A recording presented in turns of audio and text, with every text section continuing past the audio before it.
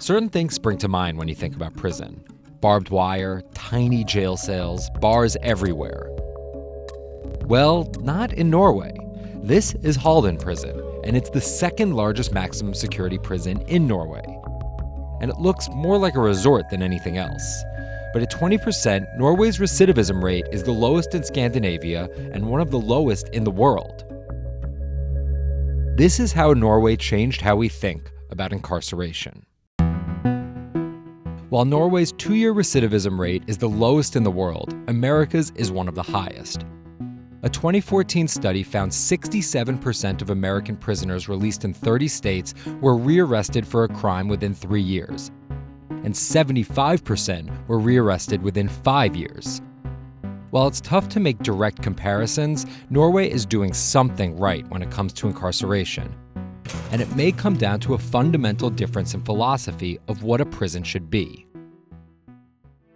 Norway banned capital punishment in 1905. 80 years later, they did away with life sentences. And in 2007, a shift in thought. A focus on restorative justice, emphasizing rehabilitation and normality over punishment. What that means is when a prisoner is sentenced in Norway, the only thing they lose is their freedom, which is symbolized by these large prison walls. Norway has 2 of what's been called the most humane prisons in the world. One of them is Halden Prison, where prisoners can garden, learn to cook, and tend to animals. They can also take vocational classes and prepare themselves for the outside world after they're released. Halden holds 251 of its worst criminals, which includes rapists, murderers, and pedophiles.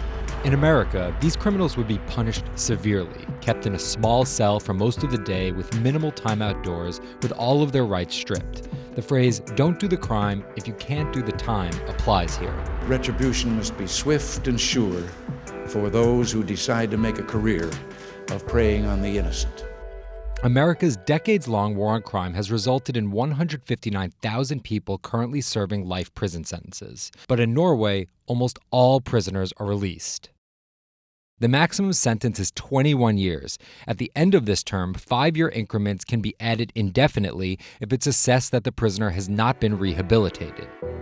Even the worst offenders, like Anders Breivik, who murdered 77 people in one of the worst massacres in history, is currently serving a 21-year sentence. Norway also supports prisoners after they're released. They're provided housing, employment, healthcare, and addiction treatment. All of this does not come cheap. Halden Prison spends more than $93,000 per inmate per year, compared with just $31,000 on average per prisoners in the United States.